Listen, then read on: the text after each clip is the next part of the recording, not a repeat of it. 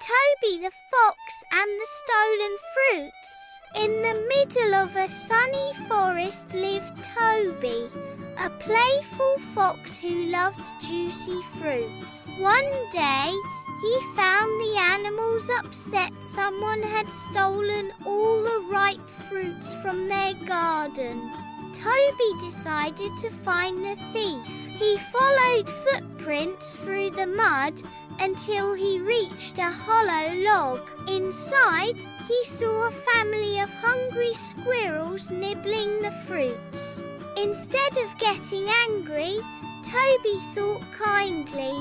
He realized they weren't bad, just hungry. So he gathered extra fruits from nearby trees and shared them with the squirrels. The next morning, the garden was full again. The squirrels had helped Toby replant and water every tree. From that day on, Toby and the squirrels became friends, and the forest was happier than ever. Moral of the story: kindness can turn mistakes into friendships and bring peace to everyone.